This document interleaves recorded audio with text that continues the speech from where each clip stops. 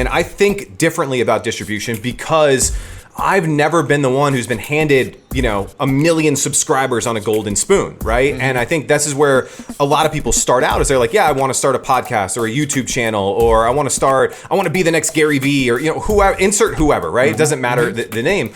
But it's really hard to build an audience. Like, it really is. Like, you have to work your tail off. Yep. And so it's not that I don't want to work my tail off, but I look at, all right, if I want to build an audience, who already has my audience that I can tap into, that I can add value to in some way? And, going back 10, 11, 12 years ago, that was blogging. And so if you guys remember, like, the golden era of blogging, it was like you guest blogged on someone else's site. This is an intro. Intro. Hustle and flow chart with your boy, my boy, Matt Wolf and Joe Fier. Hey. We're back. Yeah. My favorite place. Yeah, the internet. Living in other people's ears. Living Is in that other weird? people's ears? Yes. It's a little creepy that your favorite place is this person's ears that is listening to us right now. Well, this one's not my favorite place because this one's actually a little dirty. They need to Q-tip up. Take a shower. Got a little too much earwax in there. Let's get that out. Yeah, come on, you can't hear our velvety. All right, now they can hear our velvety voices. I'm sorry for anybody listening with headphones right now. We're trying to blow the earwax out. Well, they probably needed to clean their ears. So. Yeah, Jim, your ears are really dirty. Brian, Jesus, Jim. Brian, I know is listening. Powers. Yeah. Oh yeah, you're actually calling out first and last names now. Jeez. No, he knows I like him. He might need to check his ears though. Well, we're talking to one of his good buddies today, so it's all good. Steve Dale, I think you got to check your ears too. No, I'm just calling out all the boys. All right. So yeah, Greg Rollett is the guy we're chatting with today, and the reason I called out those two guys is because they work with Greg. So I'm sure they're listening to this and laughing. I hope. Don't hate us.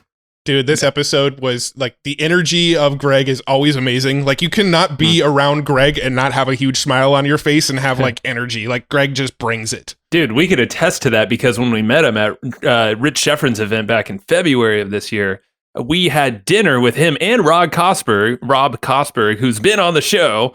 Yeah. We had a steak dinner. It was just the four of us. It was this like really freaking nice place. And we walked like a mile or two to get there, I think. Like, and this is in Delray, Florida. And Greg was freaking like on it. And he's been up for 48 hours freaking documenting this whole thing. Like documenting. I think you just made a new verb. It's a new word. Greg, you can take it. You're welcome. But like, the dude looked fresher than we did, and we had sleep. This was like a 24-hour live stream plus all this other stuff. He was up for 48 freaking hours or so. Yeah. Yeah, it was high crazy. energy. So on this episode, we do cover a lot of ground with him. It's a really, really cool episode. But so we did a mastermind when we were in Orlando for Podfest, and we asked Greg to come speak at this mastermind. And what he talked about at the mastermind blew everybody's mind in the room. Like, to this day, everybody like that was in that mastermind comes to us and goes, dude, what Greg said was freaking phenomenal. And he was basically explaining how he got a partnership deal with like entrepreneur.com and got like his reality show on Amazon streaming, Amazon Prime. Mm-hmm. And so we asked him to come back on the show and sort of reiterate what he taught in this mastermind about how to make these deals with companies like Entrepreneur and Amazon.com and get a show that's like on a very high profile platform. And he literally broke it down. Like, he's giving away resources that I don't think he wanted to share with us. Well, some of those we literally, and we did this, but he was like, should we just censor this out? And he was like, nah, we're going to put it out there, but we probably won't put them on the show notes. So you have to get the notes. Yeah. And that is a bribe, of course, to get the notes, but it'll be worth it. Yeah, for sure. But and then one of the interesting things we were talking to about Greg is as we're filming this, Joe and I and Greg, we were all in separate locations due to the whole COVID thing that's going on right now. And Greg's business had to take a little bit of a hit because he did a lot of in-person. Hit. The freaking business basically hit. Died.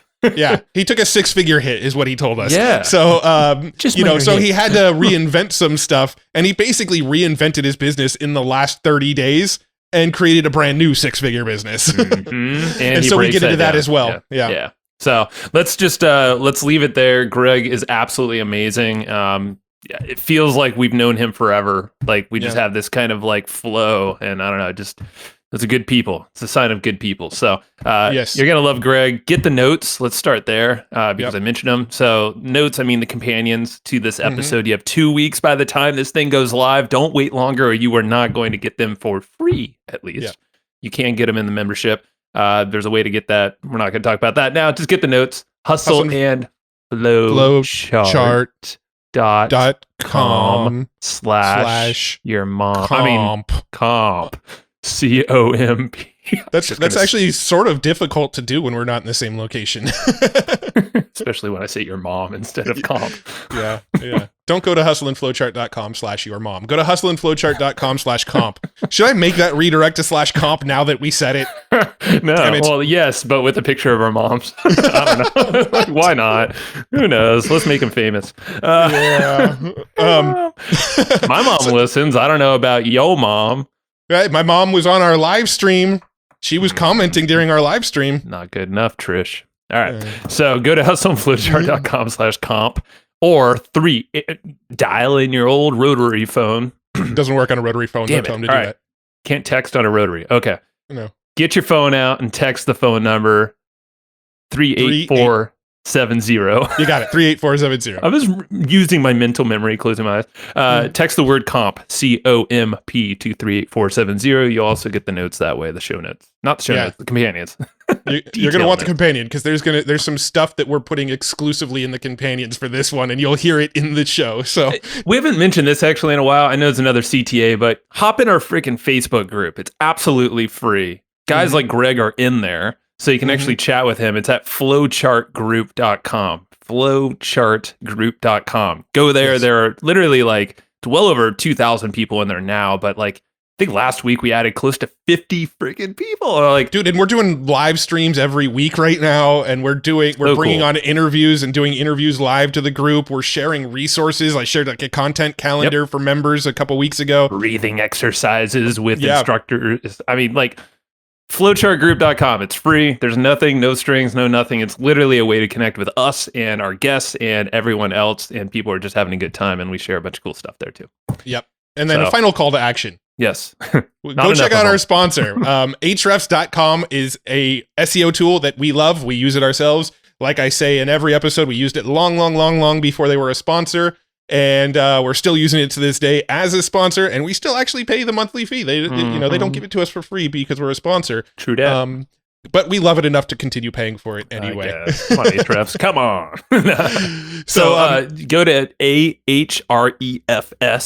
ahrefs.com, and there's a 7-day trial for $7. And what I actually like, I know Matt's in there actually a lot more than me, but I just love how you could set up these kind of like you can basically save your website and you have like these alerts, and like just for a dum-dum like me, I can click into there without, I really do like Ahrefs. It's not that difficult to use, but I'm just saying it for a dum-dum like me, I can just at a glance almost have like a dashboard of the health of my website, of how it's looking on the interwebs with traffic. You can set up a weekly email. We set up these weekly email alerts inside of Ahrefs, where every week it's like, here's what keywords you moved up in rank for. Here's what keywords you moved down in rank for. Perfect. And all you got to, if you really want it to keep it as simple as possible, you just check those emails every week. And then if you see a keyword you move down on, you go into Ahrefs, look at, try to figure out what happened and figure out some new ways to push that keyword back up the rankings. Thank you, Mr. Matt. I'm going to stop logging in Ahrefs now. It's one less thing I got to do, but I'll still get the info I need. So, go there. It's cool. They have a lot of education. $7 for 7 days of a trial. You get just experience the dang thing. It's ahrefs.com. Ahrefs. All right. Yes. Let's go over to Mr. Gregory Rollett. Greg, my favorite ninja. How are you doing? I'm doing fantastic. I've literally been looking forward to this. Like, I've been waiting, like counting down the last like 10 minutes, like 9 minutes till we go, 8 minutes. I'm super stoked, man. Thanks for having me. Of course. Yeah, it has been a pleasure getting to know you. And I feel like we go back really far, even though maybe we do in a different lifetime or something. But like, it's only been since February of this year. Meeting out there at Rich Schefren's event. And you were the guy that was, quietly in the corner, like running around for 24 plus hours. Actually, it was like 48 hours, I think, for you. Yeah. Huh? Pretty much. Yeah, it was because we did the mastermind the whole day, and then we did 24 hours, and then I drove from Orlando to Del Rey, so I tack on 3 hours there. It was a heck of a lot of fun, but it was a lot of work, man. Yeah. There was just something where like, all right, Greg, we got to get to know you. I think you said the same thing to us, and then from there, we had dinner. Turn into you went to our mastermind over there in Podfest in Orlando back in March, right before all this craziness lockdown stuff happened. And then you blew us away in the mastermind. We're like, holy crap. And I think everyone in that room, the 20 people or whatever it was, I know you partnered with some of them now, and you just opened their minds to all these like lateral ways of thinking. I think that's what we're going to dig into here. Yeah, I love that. And first, I want to say thank you guys for putting that room together. I mean, just incredible people who have all kind of come together around, I guess, the concept of like podcasting and growing their brand and influence through that. But I mean, there was just incredible people in the room. And as you said, we partnered with one. We created a really cool resource for parents as they went through this homeschooling. And like within like days, like we had created a resource, built a landing page, built a website together. Really cool. And it just speaks to the quality of your listeners and the people in your community. So thank you guys for doing that. Appreciate you, man. Yeah. No, I was blown away when Brian Powers, I'll give him a shout out. He was like, dude, you connected me with Greg. This is so cool. And then he showed me the planner. I'm like, how the hell did you guys release that so fast? And it's like beautiful. And it's, So we'll link it up. We'll get the link from you. We'll throw it in the show notes of this episode. So, Greg, I mean, where do we go? I kind of want to hear the story because you do a lot. Yeah. I mentioned Ninja. You do a lot of American Ninja Warrior, whatever. I don't even watch the show. Matt does. I do. My kids love impressed. It. I love it. Yep. All right, that's like one of our family sit down. Like when it's on, we like the whole family sits down and watches American Ninja Warrior together because the kids love it just as much as I do. So really quick, you have that in your backyard. Yeah. So we built one in the backyard. So I've always been like a fitness guy, and I did CrossFit for like 4 or 5 years, got out of it for, whatever reasons. And then I was looking for something else to do, and I didn't want to just go to a gym, right? You don't want to just go to LA Fitness, like nothing wrong with that, but it's not, I wanted something that challenged. And I saw a Groupon of all things for this place called Ninja Fit. And I was like, oh my God, it was like CrossFit mixed with like Spartan race kind of stuff, mixed with Ninja Warrior. And I was like, oh my God, like this is amazing. And I went to like whatever the class they give you with the Groupon, and like I gave him my credit card on the day. I'm like, I'm coming back here, and I've been going there for 3 years, and just incredible. Again, it's just always testing yourself with fitness. And then as my kids started getting older, they started seeing the show, and they want to try crazy stuff, right? They're doing the monkey bars to doing laches, and just it is an amazing way to bond with your kids and teach them skills, and if you fall, get back up again, and teaching them all kinds of technique. And it has been so much fun. And my quick little Cliff Note story there is I got invited 2 seasons ago down in Miami to go be a tester for the show. So what that means is the day before they do the taping, they invite a bunch of people that they kind of know in the community to test all the obstacles to see if they're like the right height or the right length. So like you're doing all the obstacles at like pretty much like they're like good luck, right? And so they're like, oh wait, that was too far, after you like face plant and like kill yourself. And so I remember I did like one of the broken stair ones, one of the balance ones, and I took like 2 steps, and it was like so far apart, and I ate it, and I flipped over, and I still have a scar, like Wolverine slashed me like across my torso from doing it. But just it was really, really cool to be on the course. But it's fun, man. I know it's no marketing segue at all, but it's still cool. Like it's what us marketers do on the side, right? You have to. Well, you watch it on TV and they make it look so easy. Like, you see all the actual athletes that get approved to be on the show, and they go through those balance obstacles, and they're just like 1 foot at a time, like leaping across it. And then you go see it in person. You're like, that actually is a lot harder than they make it look on TV. And it's also just larger than life. I was testing one obstacle, like you fly from like one of these spinning circle things to another spinning circle thing, and you're probably 70, 80 feet in the air, and you're holding it, and then there's water below you, and then there's like the ground, and you're like, oh my God, like this is, I hope I land there, maybe. I hope I just make it into the water and don't miss. Yeah. Oh my God. Yeah. No, I just thought that was cool. And next time we're in Orlando, I know we didn't make it happen last time, but we're running that course at your house or wherever. Ninja Fit. No, shout out. But let's talk about your story about the just interesting things. I don't even know where to start. I don't know where it starts. I know it involves Emmy award winning producing and reality shows with Amazon and new businesses in the last 30 days. So take us Yeah, through it's that. wild. Yeah, What were you doing before you were an entrepreneur? And then like, how did you transition? Let's just kind of like go through this story, and we're gonna pick at stuff that we find super fascinating. Yeah, so the Cliff Note version, when I was 18, in my senior year of high school, they let me do a senior project to get out of school at noon. And like, of course, you'll do anything to get out of school at noon, right? And so I started a business, and I started a record label. And this was 2001. So it was right in the era of like No Limit Records and Cash Money and like Rockefeller. It was like the era of where I like to say like it was all these hip hop moguls were the cool entrepreneurs before all the cool like the Zuckerbergs and the Jobses and the Bezos. Like it was like you wanted to be Jay-Z or Baby from Cash Money or Master P. And I was that's when Dr. Dre's 2001 came out, right? In 2001. Exactly. And so you had like Death Row Records and Suge Knight, West Coast, throw it down, and so I was like, dude, like that's the business model I want. And so Master P was like the guy whose like empire I saw. I was just like, all right, there's Master P. He's got his two brothers on his record label, C Murda and Silk the Shaka. And then he had and then he basically just hired everyone, on his block. He's like, you have an album and you have an album and you have an album, like the Oprah style. Yeah, man. And I was like, this could be awesome. Like, what if I started a record label and I just sign all my buddies from the football team? And so my senior year of high school, I worked at a Mexican restaurant, took all the money that I made from tips and went and, found a recording studio. I mean, this is, again, 2001. So like there wasn't Pro Tools and like the cool stuff that we have now. Went to a recording studio, spent all my money, got an album out, and we sold 1,000 copies my senior year of high school. And I was like, all right, cool.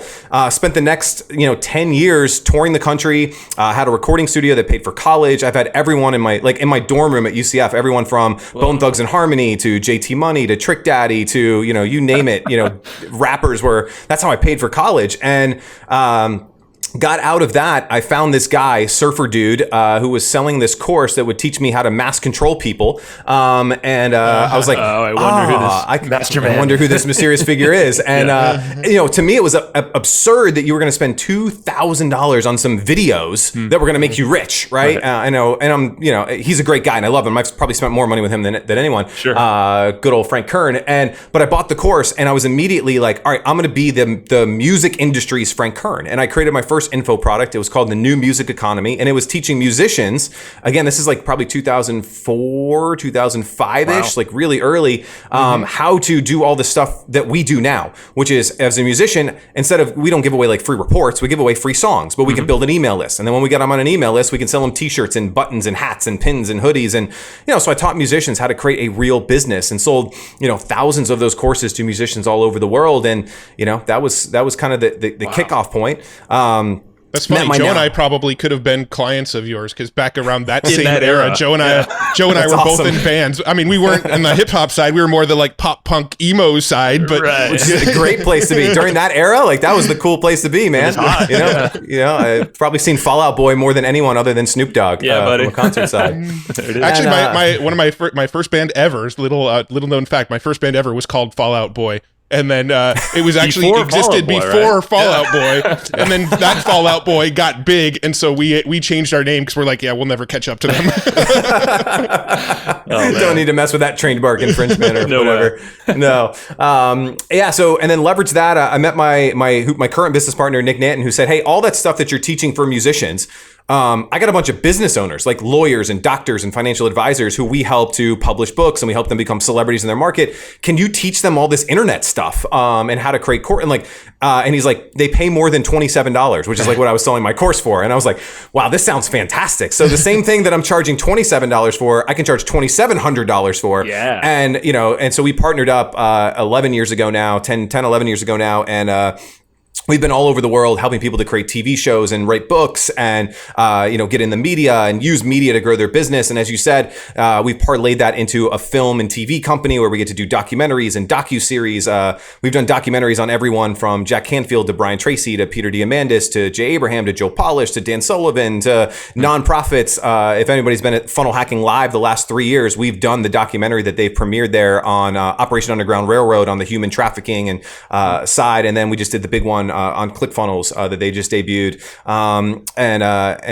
So we get to do really, really cool projects. One of them in the Dominican Republic, we did a documentary on an organization called Esperanza. It was founded by a former Major League Baseball player. His name was Dave Volley. He's now on MLB Network and he's the color commentator for the Mariners. And he started an organization called Esperanza because he was at a base, spring training or getting ready for the season down in the Dominican. And he thought these little kids wanted his autograph because, I mean, that's what you think, right? When you're 19 years old, you're playing in the Dominican, you're an MLB player. They wanted food because they didn't have any food to eat that night. And he went to go, buy him some chickens and things like that. And, his wife turned to him and he goes, you didn't really help them. You give them food tonight, but they need food again tomorrow. And so he went back down there and made a promise to go back down there and help businesses. And so he does microloans for women-owned businesses in the Dominican because the men, like guys like us, and as soon as we get money, we go buy gold chains and beepers and cell phones and like some Yeezys. That's worldwide. But the women, they go and they support their children and they do education and they get them, and just all the good stuff. And so he started his organization to help women-owned entrepreneurs with microloans, $100 loans, $200 loans. Now they've done something like $50 million worth of loans. Wow. We're talking like a 99% repayment rate, and now it's generational. So like, the daughter has now become the grandmother, and their kids have started businesses. I mean, it's just incredible. Wow. I was fortunate enough to win an Emmy Award as a producer on that film, telling the story of some of the women. So that was Cliff Note version from rapper in a rock band to. One more time. Return to Esperanza, and that's available on Amazon Prime, so they can check that out there. Cool. Or I think it's Return to Esperanza. They can just Google it and they can find the trailer and all that good stuff. So were you a rapper yourself, or were you just like representing other rappers? Oh no, I was the rapper. Obviously, when you have a record label, you sign yourself as the first artist. Hell yeah. That's the whole deal, right? Own the thing, right? So then my next question is this music still available out there online somewhere? So you guys have a big podcast with like a big reach. So this is very emotional. But on iTunes, I have 2 albums that are still on iTunes. One is under G-Ro, obviously for Greg Rollett, but that was my gangster name, G-Ro. And that has some of my best like solo material out there. And then later on, I realized that I wasn't going to be the great white Eminem, the next one. So I saw Jay-Z do Unplugged. One of my favorite like specials ever. He had the Roots playing behind him, and it was so I was like, I need to go find me the Roots. And so I found a band, and we had, that was kind of the 5 years of touring was with these guys, and the band's called Stump, STUMPP. We found that name because I love how people find names of things. Yeah. I was during hurricane season. There were 3 hurricanes that hit Orlando within 2 months, like just back to back. We got crushed, and so on every street corner were like yard signs that said stump grinding, because everyone's trees had blown over from the hurricanes. And so we did a lot of recreational materials and adult beverages at the time. And we thought it was just hilarious to name our band Stump based on the stump grinding company. So that's I love do you have like a good like line, like a lick from one of your hits or whatever that you could just like give us like, I don't know, are you going to make him rap on the podcast? Yeah, why not? I don't know. I don't know if we'll do the freestyle battle. They'll have to come to your mastermind. How about that? They come to the mastermind next year. I'll buy everybody a shot of tequila and we'll have a session. You'll buy everybody a shot of tequila, take 3 yourself, and then and then we're good to go. Yeah, here we go. Okay, we'll do that next year. Now these documentaries, the like the Joe Polish, the Brian Tracy, the Jay Abraham, like all these ones, where can people go to check those out? Yeah, majority of them you can find on Amazon Prime. So we've had a really good relationship with Amazon Prime for the last 3 years now. The first movie the first part that we put on there was actually a reality show that I did called Ambitious Adventures, which I think we'll talk about in just a little bit. But we signed a deal with them for that show, and then we created a great relationship with them, and so we get distribution through them. So Amazon Prime, the biggest, most commercial success that we've had on Amazon Prime has been the documentary we did on Rudy. If you guys remember the football movie Rudy, so we told his story. So the story of how he got the movie made and how his life changed afterwards. And so if they just search for Rudy, they'll find that documentary. And then last March, we took Rudy to Broadway and we held a one-man show on Broadway, sold out a Broadway theater, the Samuel J. Friedman Theater. And that is also on Amazon Prime, the recording of his Broadway one-man show. So it's called The Walk On, is the Broadway show. But all that's most of our stuff can be seen on Amazon. Yeah. Love it. Well, let's talk about how you hacked your way onto Amazon, in this like roundabout way, because when you said this to the mastermind group in Orlando at Podfest this year, I think everyone in the room just like fell silent. We're like, wait, huh? How'd that happen? Oh yeah. Everybody in that mastermind afterwards is probably made some reference to what you talked about to us since That's that awesome. Mastermind. Like it was really impactful for people. Yeah. So I think about distribution. I think this whole conversation is around distribution, right? And I think differently about distribution because I've never been the one who's been handed, a million subscribers on a golden spoon, right? And I think this is where a lot of people start out is they're like, yeah, I want to start a podcast or a YouTube channel, or I want to be the next Gary Vee, or, whoever, insert whoever, right? It doesn't matter the name. But it's really hard to build an audience. Like, it really is. Like, you have to work your tail off. Yep.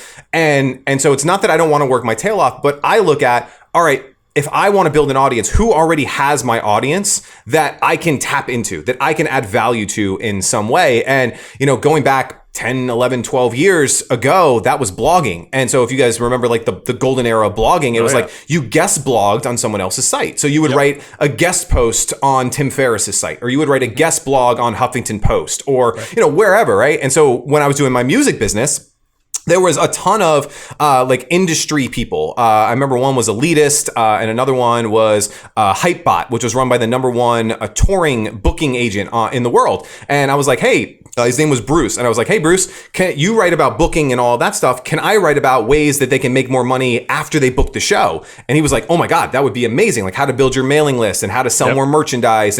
And so I started writing for him. And at the end of all of the blogs, you would say, hey, this article was written by Greg Rollett. You can learn more about him at Gen Y Rockstars and get his free guide, the 100 social media resources for musicians, like whatever it was, right? And so I was doing that 10, 11, 12 years ago. And now I look at it the exact same way, is who has an audience that I can add value to that will send me traffic, but they get a benefit from it. So it has to be mutual. Again, this is nothing new. It's something that it's talked about a lot. And so I started looking at, all right, if I want to go and reach entrepreneurs, who has lots of entrepreneurs, entrepreneur.com, right? And so I approached them and I wrote a cold email to them. And then I happened to meet one of their publishers at a conference.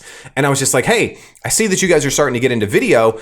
How do you create your, just started asking them questions. Like, how do you get your, and their biggest problem was, we need a ton of video for our website, but we don't have enough resources internally to create all of that video. And I was like, well, I can make you some, like, and just get, I could just like make it like, what do you guys need? Like, what are the key? And so they laid it out to me on a silver platter. And I said, all right, well, I have an Emmy award winning crew and this and that. We can just make all that stuff for you. And so we entered into this relationship where we sent them 4 to 5 videos every single month. They put it on the homepage.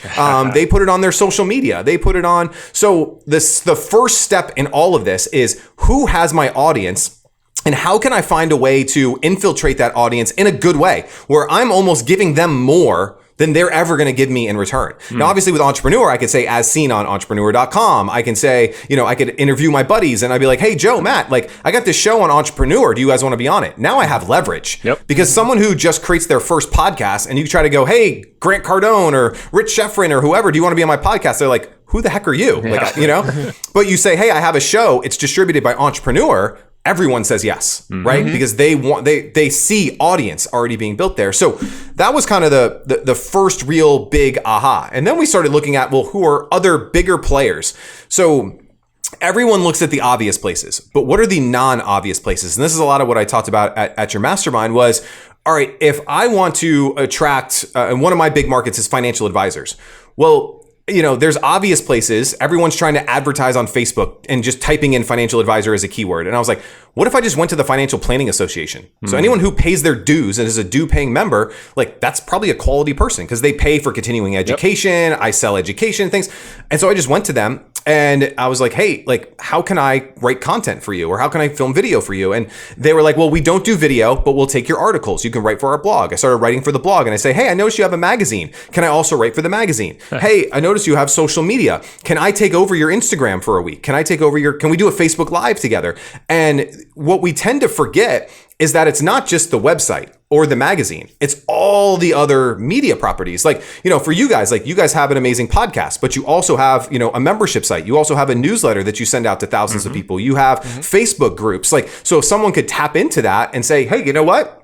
I love being a podcast guest, but, how can I also put an insert into your newsletter? And how can I also, but the key to it is making it so easy. So for me to go, all right, Joe, Matt, what if I paid for the insert? What if I designed the insert? You could approve it, obviously, because but what if I paid for that and inserted it? Well, now you guys went from, that's kind of a cool idea to, well, he's going to pay for it and he's going to put an affiliate link in it. So if anybody purchases, like, now it becomes much easier for you to say yes. I think a lot of people expect the other person to do the work for them, right? And you guys see this from an affiliate side. The best affiliates give you the banners and give you the videos, give you the swipe copy. You might want to change it to make it yours and in your voice.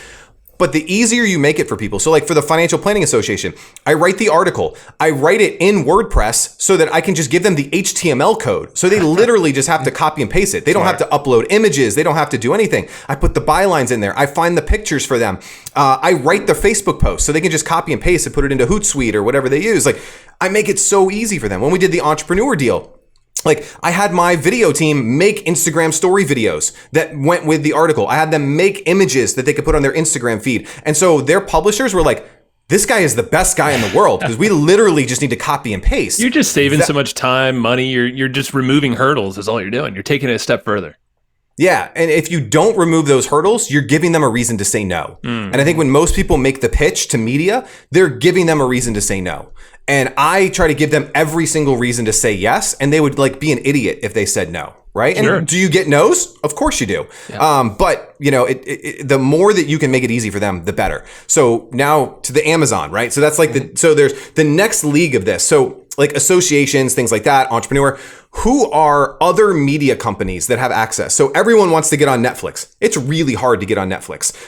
We've sold now, my partner Nick sold one movie to Netflix, a documentary that we did called The Rebound. I'm not allowed to disclose what we got paid for it, but I can tell you it didn't pay for 1/10 of the production of the actual film itself. Wow. Oh, wow. So everyone's like, Netflix is the holy grail. Yeah, it is if you're Dave Chappelle. Right? Yeah, there's no royalties or anything like that. Right? There's no royalties, and it was a 7-year exclusive deal, meaning we can't put it anywhere else for 7 years, and there's no royalties. Right. So if they just put it in the bottom of their thing and never display it on the it's just in their inventory. And so again, we get the street cred of saying yes, we've got a movie on it, but so we looked at who else is out there that'll give us a better deal, and Amazon. Almost everyone on the planet who I would want as a customer has Amazon Prime, right? Those are like the greatest people. And so Amazon Prime has a free video subscription program if you're a Prime member called Amazon Prime Video, which has some great shows like Jack Ryan, The Boys, and just some amazing content. Yeah. Marvelous Miss Maisel, one of my favorite shows. That's right. Hey, whatever works, man. It's quarantine time. So, we got to fill our time with something. And so we looked at Amazon. What people don't know about Amazon is that they have something called Amazon Video Direct. And that if you meet the criteria that they want for the show, they will guarantee distribution through Amazon Prime. And this is something that I don't really share. So you guys are getting some good nuggets right now. So there are some criteria, meaning you can't just take a selfie video and put it on Amazon Prime, right? So there are criteria. You need to have a director. You need to have a producer. You need to have some things in line. You got to have closed captioning. You got to shoot both 16:9 and 4:3 because for some reason, someone is somewhere out there accessing Amazon Prime TV on an old school square. I don't know who those people are. How does that work? Function? How do you take Amazon to a box? Yeah. I don't know. I feel like that's like a squiggle cable thing, not like I have no idea. But regardless, you have to create your video in 4:3. You got to do closed captioning, which is not the same as just transcribing your video. Right. And so there's again, it's not like you need to jump through a million hurdles, but there is a barrier. And then the final thing is they do have to approve the content. So it's not quite freedom of speech. Jeff Bezos rules. But once you do that, you can, and then they can structure based on your content. If they approve you, you can either just get put into Amazon Prime and they pay you based on how many streams you get. So you actually make money by having your video on Amazon Prime. Wow. So you can so if your video ends up getting millions of views on Amazon Prime, you get really, really, really, really, really big checks, which is amazing. You can also set it to where people like iTunes can pay for each episode. So, just like you can rent a new movie when it comes out, like when the Avengers comes out, you can't watch it on Prime for free. You can rent it. You can say it's $4.99 for a rental, $19.99 to buy. For a TV show, you could do 99 cents an episode or $10 for the whole season. And so there's some really, really cool things you can do. What we've seen is, again, I want distribution. We make it free on Amazon Prime. And if we strike gold, we get some good checks. If we don't, our shows are on Amazon Prime. So I know I went on a tirade there of a lot of different stuff. So feel free, interrupt, tell me what I missed. I don't think you missed much. What was the name of that again? It was Amazon Video Direct. Yeah. Okay. So I just have some clarifying questions. And so feel free to not link to that, because that's like a secret that I don't want. We'll leave it in the notes. It's like how people ruin like the ebook world, where they uploaded 4-page PDFs and they called it a book, then they ruined the publishing world. I don't want them to do that to video. Okay. We'll censor that. All right, Sue. So you're listening to this as you're writing the notes. Make sure you only put it in the companion that people pay for, and not the free notes on the website. The public. Yeah. Matt, what were you going to ask there? Yeah. So when it comes to like Amazon Video Direct, if you put it on there for free, do you get checks, or yes. is that it's based on streams. So at that point, if 5 people watch your video, you're not going to get a check from them. So Ambitious Adventures has been on there, let's make 2.5 years ish. We still get royalty. 2018. So 2 years plus. We still get checks from them every single month. Wow. They have dwindled over the last couple months, but during the first few months, like we were getting a couple $1,000s a month off streams, and now that trickles into like $70 a month now. But still, like it's free money. And it's also a global access to us. Now, the cool thing about Amazon is it's also like a huge search engine, right? So when you do your show right, so in our show, Ambitious Adventures, we had Jack Canfield on the show, Kevin Harrington, we had Jake Paul, one of the top YouTubers on the planet, very controversial, but huge name. Right, sure. We had Joel Comm, we had Caleb Maddox, we had Lewis Howes. So the cool thing is someone goes onto Amazon and searches for Lewis Howes. When you do your SEO and tags and all that for your episode descriptions, you can start showing up. And so I mentioned the Rudy one earlier. So this one took off for us because people go into Amazon Video and they start searching for Rudy, and they see they got to pay to watch the actual movie Rudy, right? Like the Hollywood blockbuster movie Rudy. And they see ours is free. And they're like, I'll watch that. So like there is, so there's an SEO strategy there. And so that's why I said earlier, Rudy's been our biggest commercial one, because there was that built-in celebrity and built-in search. So if like people are searching for certain movies or films or things on Amazon, there are ways to, I wouldn't say game the system, but to leverage the fact that it's a search platform and get some benefits from that. Sure. And so is Amazon also non-exclusive? Because you did mention you could put them on iTunes as well, so you can put them in both places. Huge. So I think that was the other thing with Amazon is it is a non-exclusive rights. So meaning you could have it on Amazon, you could put it on YouTube, you can have it on your website, you can put it on Facebook, like all of that stuff. And I think that's really, really cool. Now, obviously, at some point you got to figure out where you want to send your traffic. Right. And so for us, what we decided is that it was always in our benefit to send people to Amazon, because even if they didn't watch it, they know that now I have a TV show that's on Amazon, which, and it's true, like no one really has a show on Amazon, know? And so to say, that you have a TV show, multiple episodes with these guests on Amazon, it just, the credibility bump is insane. Right. Yeah. And that's the whole thing of you don't want to just contain everything to one platform, but it sure as hell you want to use that to leverage for credibility. In your case, distribution is huge. And I mean, there's I'm sure there's other ways you can just get that audience to move with you somewhere else if needed, if it. Yeah, there's also nothing in the contract there that says that you can't have. And so this is something that, looking back, like playing Monday morning quarterback, that I would have done is I would have had like lower thirds that popped up that says like text #AmbitiousLewis to say your favorite line that Lewis just shared. I'm making this up, but or pop up and be like, go to ambitiousadventures.com/Lewis to get a breakdown of our 10 top tips. Like, we should have embedded calls to action into the actual show.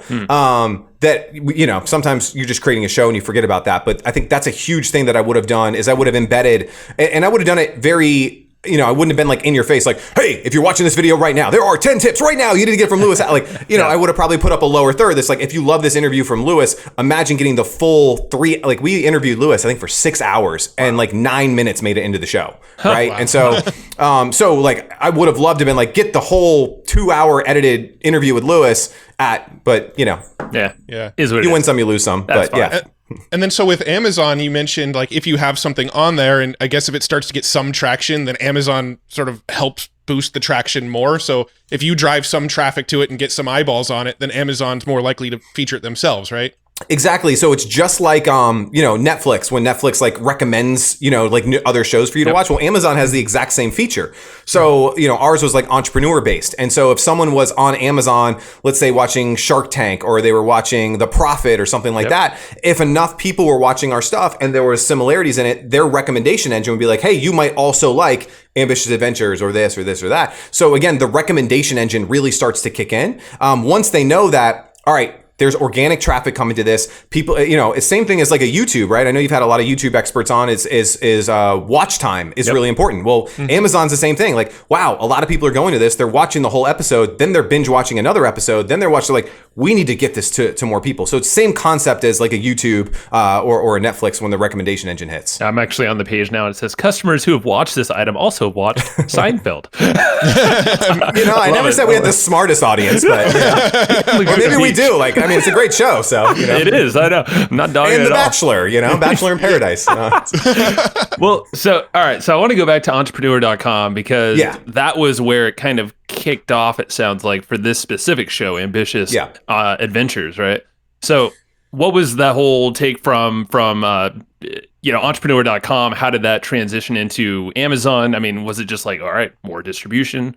Was that with them or? So with Entrepreneur, what we did is we gave them 30-day exclusive rights. So meaning at the time they would get the episode for 30 days. After it had been on their site for 30 days, we could then go and, do whatever we wanted to do with it. So we went to them first. And it's not even we negotiated it, but we did some of the things I talked about earlier is when the episode came out, we were like, how can we leverage every single one of their channels to get the most attention and eyeballs?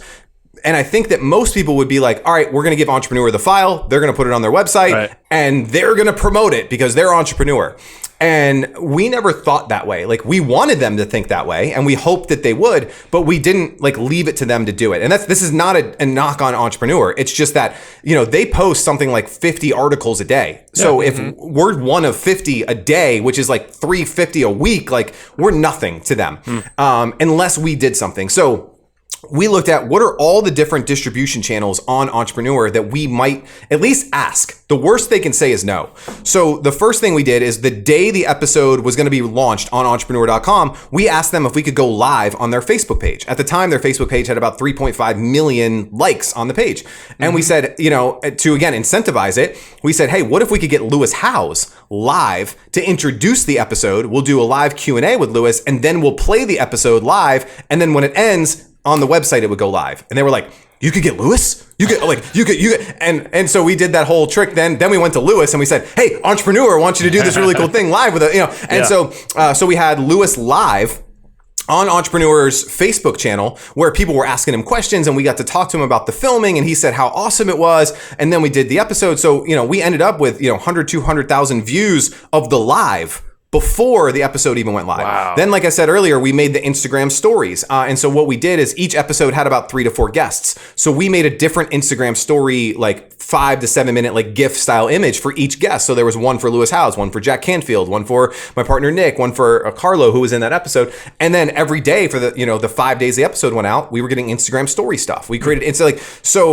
and then I wrote an email, right? And so that they didn't end up using the whole email, but what they do is they send up like a weekly roundup kind of email. Yeah. And we were always in that weekly roundup because again, we gave them all the material. So at the time, I think it was like 1 or 2 million people on the email list. There was 3.5 million people on Facebook. There was 1 million or 2 on Instagram. So we used their entire ecosystem. Yeah. Now that was 4 or 5 different distribution points just from one company, Entrepreneur.com. Media source. Yeah. And that's what, again, people tend to forget. So even like going to the Financial Planning Association, you're like, well, they're not Entrepreneur. Yeah, but if that's where your target market is, they have a magazine that goes to 30,000 financial advisors. They have a Facebook page. They have a blog. They have an email list. Use every piece of media at your disposal. Don't just think that like, oh, cool, they're going to put me on their website. Yeah, that's cool, but like leverage it to the max. That's how you're going to get ultimate eyeballs on your stuff. Yeah. Yeah, and then take it a step further if you want. Go to somewhere like Amazon where it's just blow the hatch open, Exactly. I think it's just clever, man. And I love the whole thing of, you're bringing value to entrepreneur.com in this case and Lewis Howes. And, I know someone like Lewis, high demand guy, he gets approached a lot and, there's reason, like he's going to say no to most opportunities because of distribution. So if you're thinking, and this goes to what Jay Abraham, a quote by him is what solve other, it's on your cover. And I've voiced this to Jay perfectly. And he was like, yes, that's it. And I forgot it now. It's basically like someone else's bigger problem is basically a solution to your own problem.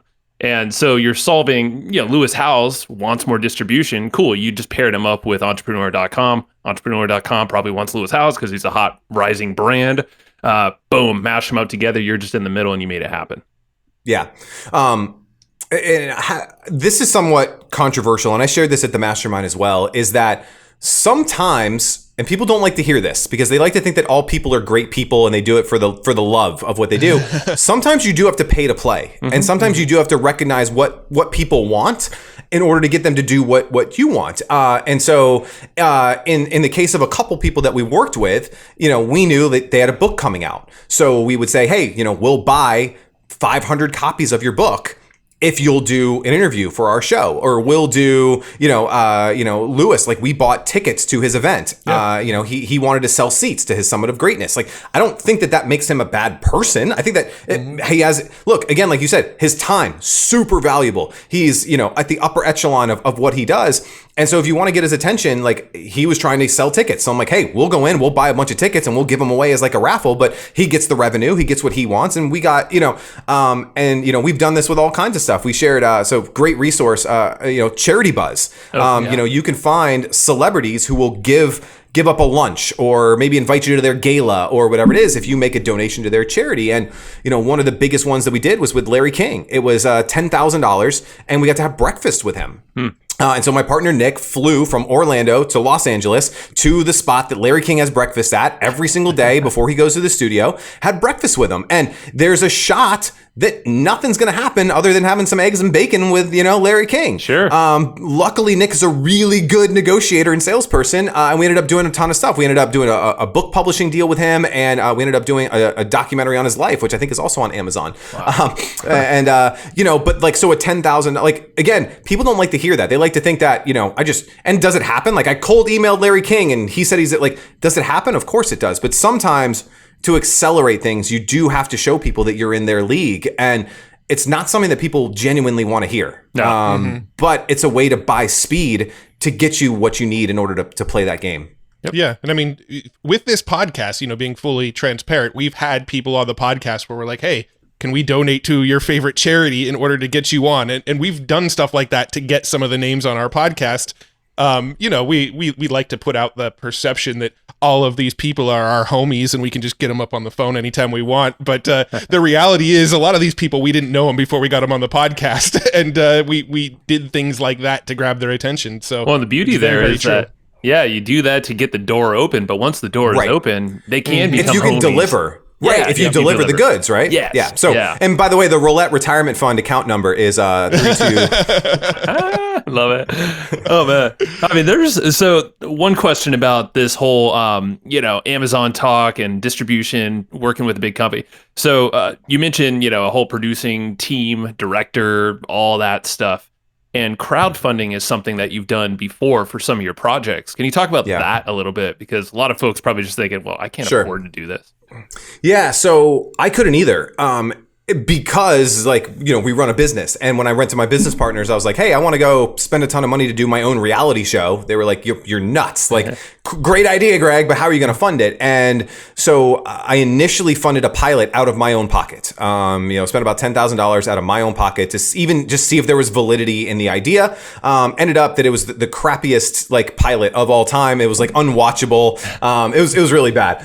But then, I sent it to a couple people and we course corrected, and I met a guy by the name of Brandon Adams, who at the time was doing a lot of crowdfunding projects. His big one he did was the Freedom Journal, I think it was, for John Lee Dumas. So he did his whole Kickstarter campaign, and I was like, all right, well, this guy, he wants to be like a celebrity, and he does crowdfunding. Well, what if I allow him to be a co-host of the show and he runs a crowdfunding campaign for me? And so again, it was like I knew what he wanted. He wanted to be on a TV show. I had one.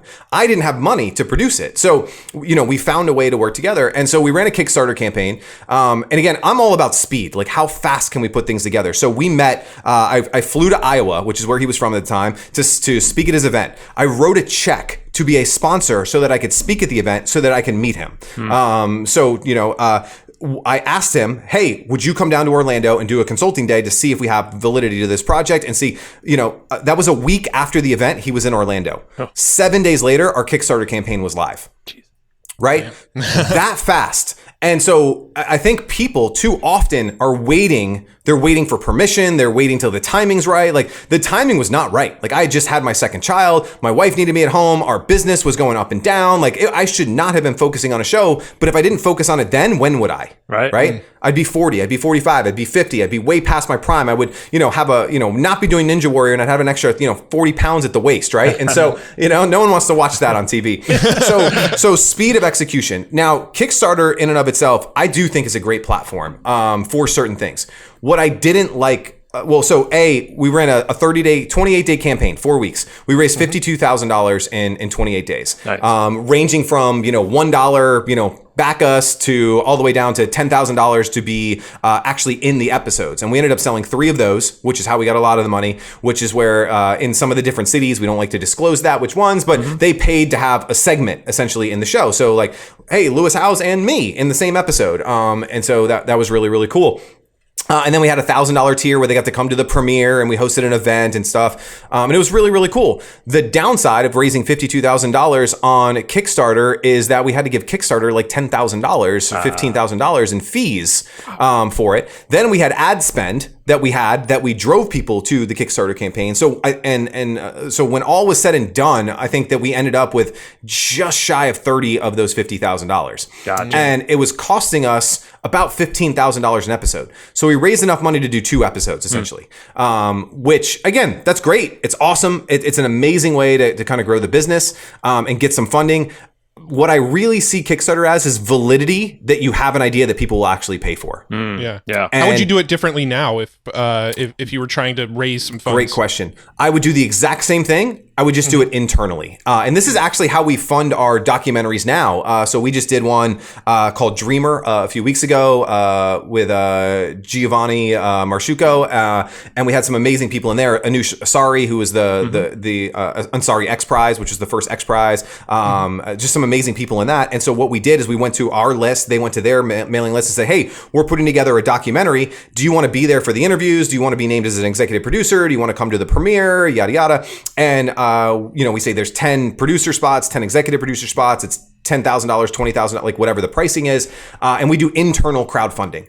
When you do that, all you do is pay the credit card fees. And so I would do it the exact same way. I just wouldn't do it publicly. I would do like a launch to say, hey, we're getting ready to do season 2 of Ambitious Adventures. And we're looking for 10 people who want to come on this journey with us, to be a part of it, to be an executive producer on the show, to have a segment, like whatever that it is. And I would just do it internally instead of on a platform like Kickstarter. Dude, again, it's not a knock at Kickstarter. Yeah. I just need every single dollar that I raise. I actually needed to fund the thing. So I'm just thinking like the way I just got an idea. I'm like, oh yeah, because we use Thrivecart all the time for our payment process. I'm like, you can do a whole pay what you want thing right there, and like basically do a whole internal crowdfunding thing with a purpose.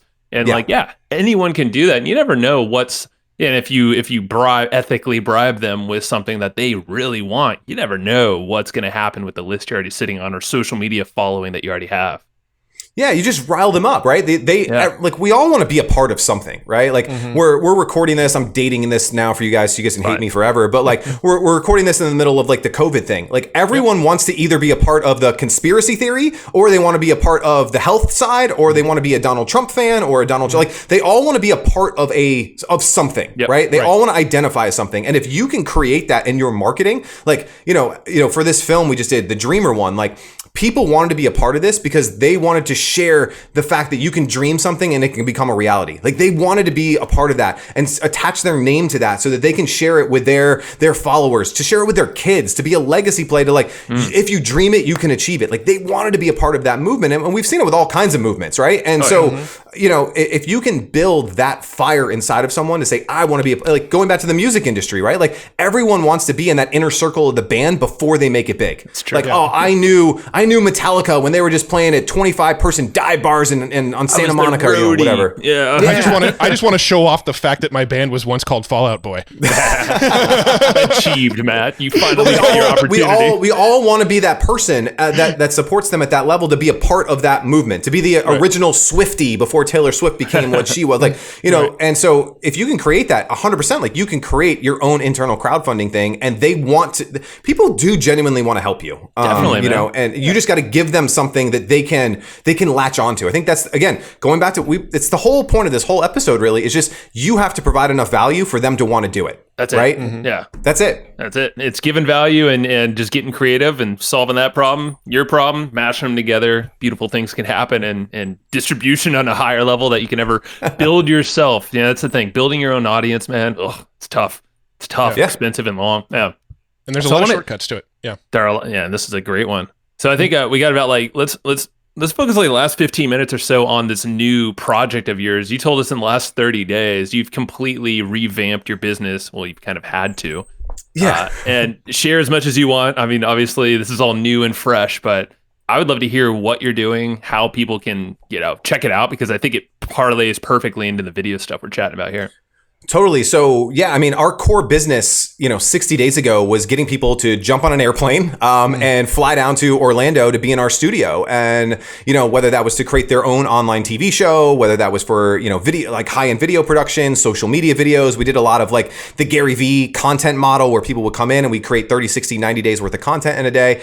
And literally, obviously, with the world changing the way that it did, with a snap of a finger, all of our existing people who had booked something in the month of March and April and May had canceled and asked for refunds, and ballpark six figures in refunds within 2 weeks. Don't care who you are, you get that. Like it messes with you. Mm-hmm. You're feeling it. Yep. All the proposals, everything that we had out there that was incoming, gone. Everybody that was on like a monthly retainer, you're spending $2,000, $3,000, $4,000, $5,000 a month on content, and all of a sudden their business model gets rocked. Like we're the first person that got knocked. So we pretty much lost 80-90% of our revenue within a 2-week period, and then it was dark, and I think my partner Nick and I, so we have a couple different businesses, but on the ambitious side that I run, I was like the guy who was like, I was at home and I was sick to my stomach like every day. Like, what am I going to do?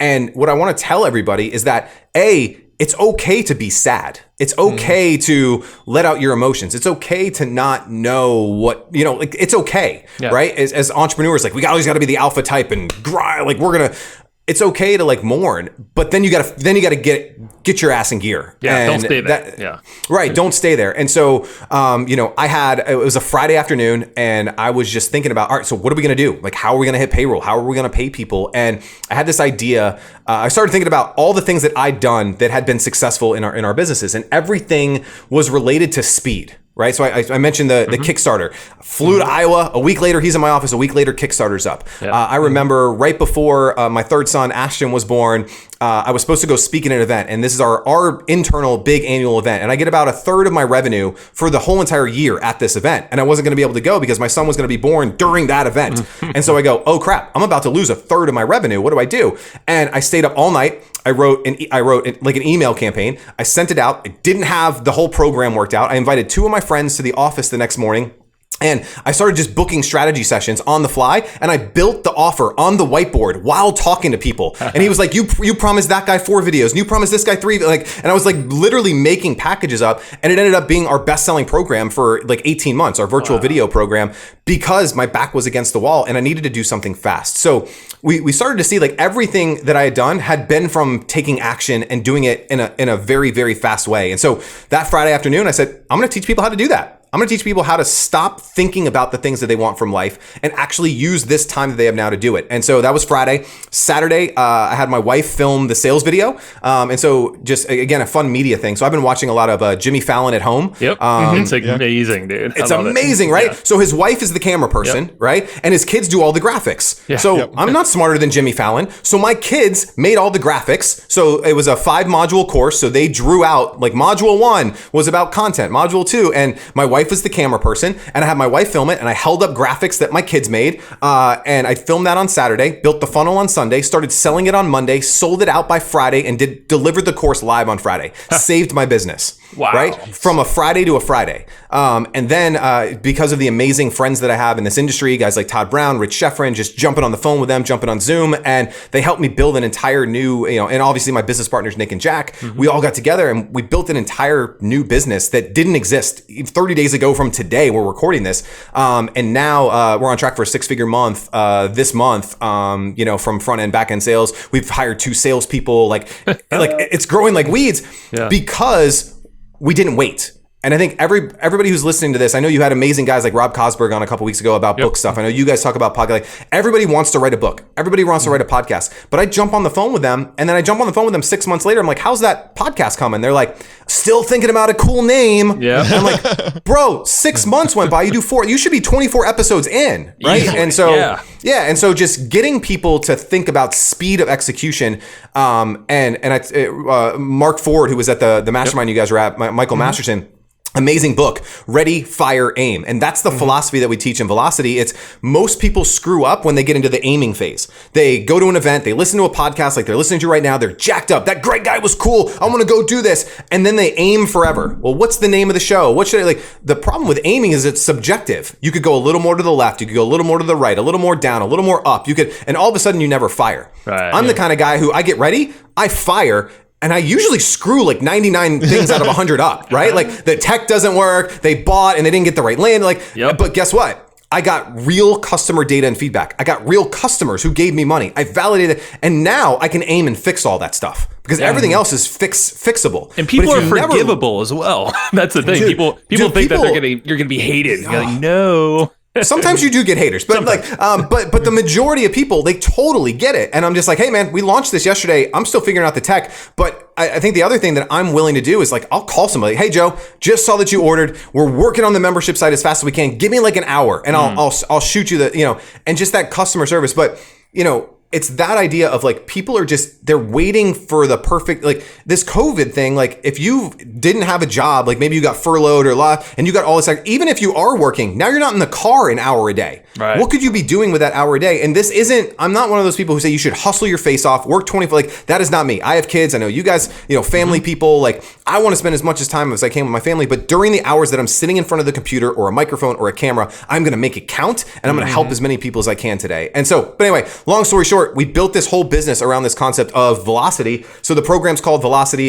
We have a Velocity business program, a 12-week program to give people the skill sets that they need to just launch things at warp speed. Very Star Trek-y, kind of thing. And dude, it's literally changed my life. But I think more importantly, I think the reason why it's working is because people are going through the program and they're going, I went through this, Greg, on a Friday, and on Saturday I launched my podcast. Wow. I went through this on a Friday, and I wrote my children's book, over the weekend, and now I'm publishing on Amazon. Like it's giving them permission to do it now.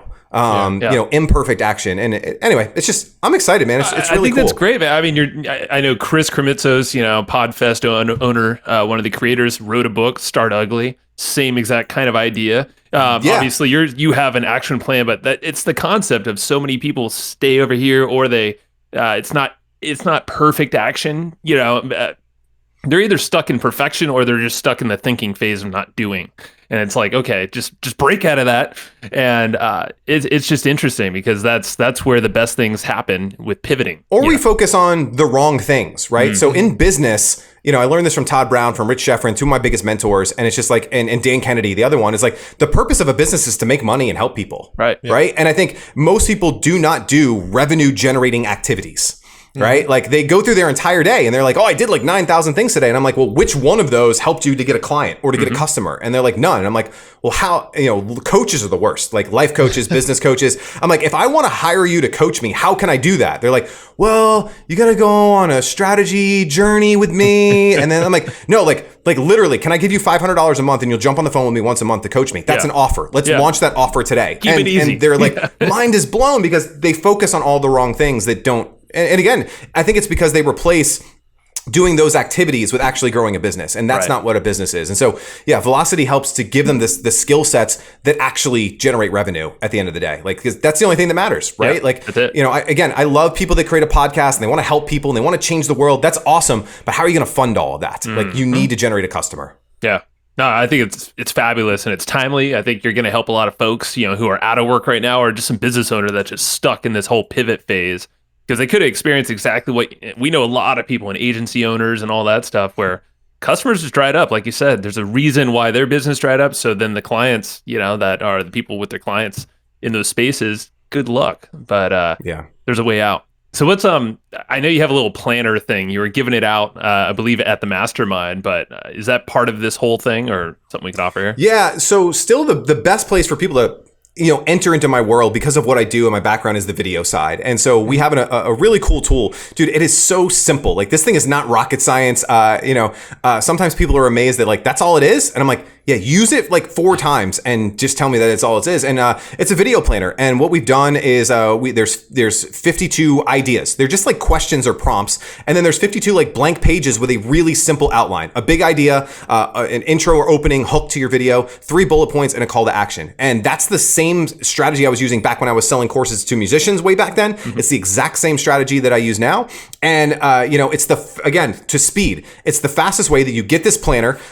We give it to people both digitally so they can start using it immediately, and we send one physically to them in the mail. And that same day, like the best emails I get are, Greg, I just downloaded this. I just put my first video on Facebook 20 minutes later. I bought your thing. 20 minutes later, there's a video online. And I'm like, you win. Like you are going to win at life. And it's really, really cool. And that's like still the front end, because if I can get people to do that, sure. Well, then I can get them to do a call to action. Then I can get them to figure out so for me, it's just like, if you can take action, even in a small way, just creating that first video, putting yourself out there in a vulnerable position, I can teach you anything. And so that's still the starting point of our entire business, is getting you to take that action. Because if you won't even do that, there's no way you're going to build a funnel and the crazy. It's like if you won't even point a camera at your face for 45 seconds, you're not going to do the rest that it takes to actually grow a business. Yeah, you need that momentum, and this is kickstarting that momentum. I saw a lot of people in our mastermind when they saw this and flipped through it, and a couple of them have become partners or clients of yours now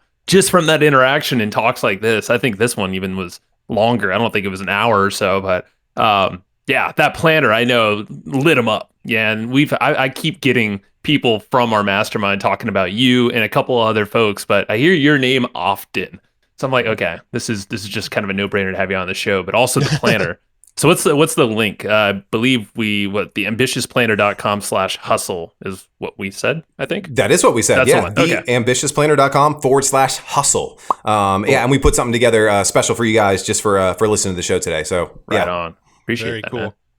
Do you have any books that you tend to recommend to people, or you refer back to often yourself? I mean, it could be in your case, it could be documentaries too, because those are always fun. Yeah, so I'm a marketing nerd. I think the marketing book that changed everything for me when I read it and I grasped the concept of it's actually a Dan Kennedy book, and it's No BS Marketing to the Affluent. And what I learned from that was that it takes just as much effort to sell to somebody who's broke as it does to sell to somebody who is affluent, who has the means, right? And it's going from, all right, my story, right? $27 courses for musicians to $2,700 programs, now to a couple $100,000 programs if they want to go to the documentary side.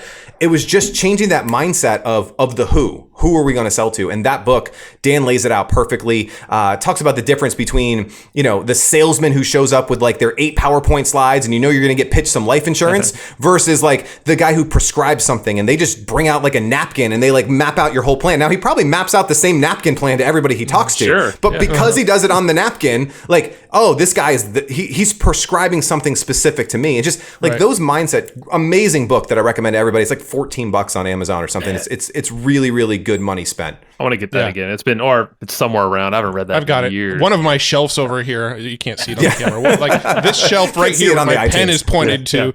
That one is like half that shelf is just Dan Kennedy books. Like I pretty much buy everything. Although I don't think Dan writes any of his books anymore. I think most of the time they're just ghost written by other people. But regardless, they're all great.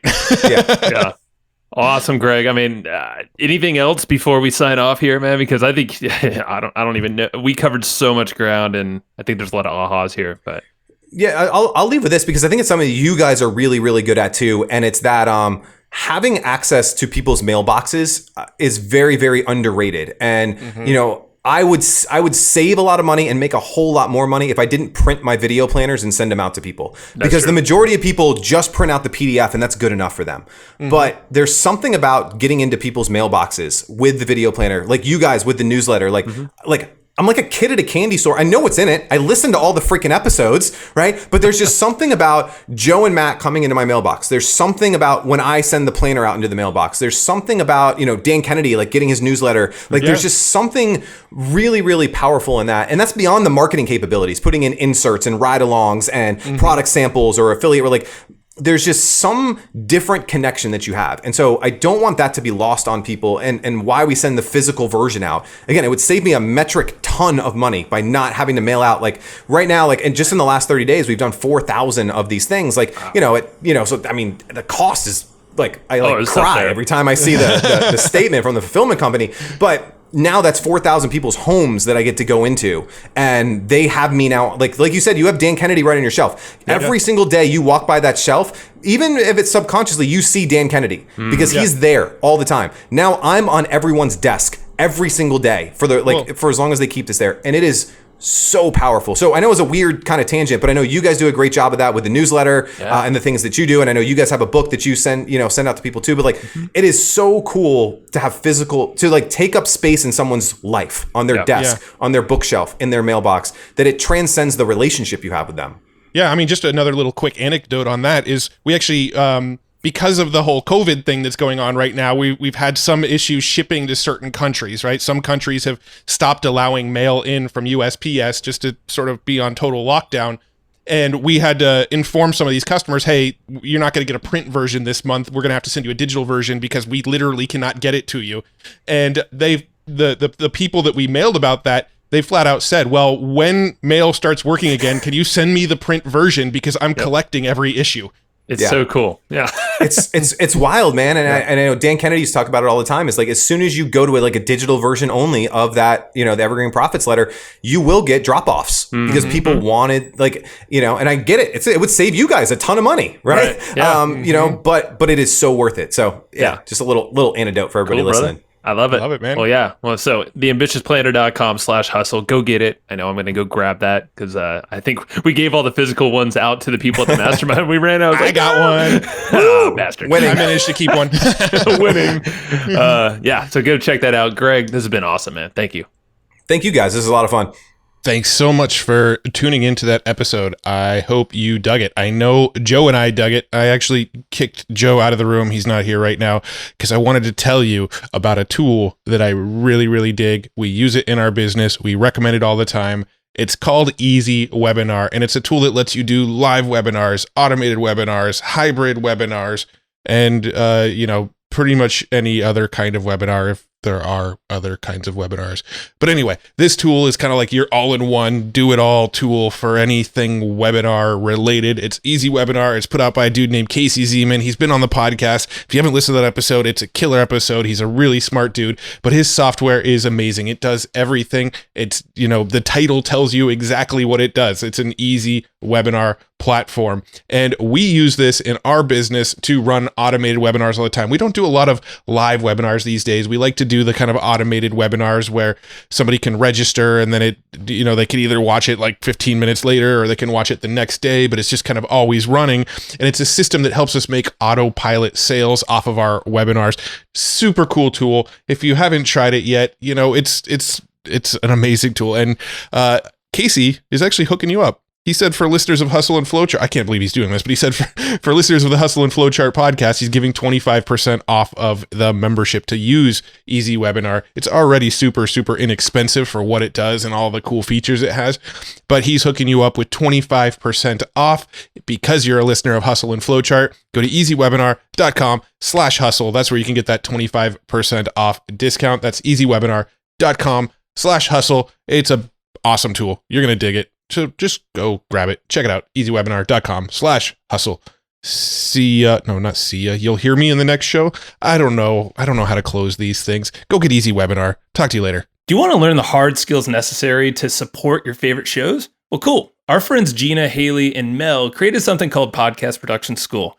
Now, it's an online course designed to help you master the skills and strategies needed to launch, manage, and grow podcasts, including things like audio editing, show notes creation, and promotions. So download their free podcast production or their launch checklist today at podcastproductionschool.com/go/Fier. flowchart. Again, that's podcastproductionschool.com/go/flowchart. Thanks everybody for listening to this episode of the Hustle and Flowchart podcast. Before taking the time to listen, we want to give you something a little bit special. Every single episode that we do, we actually have somebody on our team take notes. We basically have a Cliff's Notes version of every episode where you can go and find all of the tips and tactics that they laid out, all of the resources that they laid out, all the good stuff from this episode. We actually have a nice simple notes version that you can find on our website. So go to evergreenprofits.com, find this episode that you just listened to, and give us your email address and we'll send you the notes. Thanks for listening. Go get it. Wiki.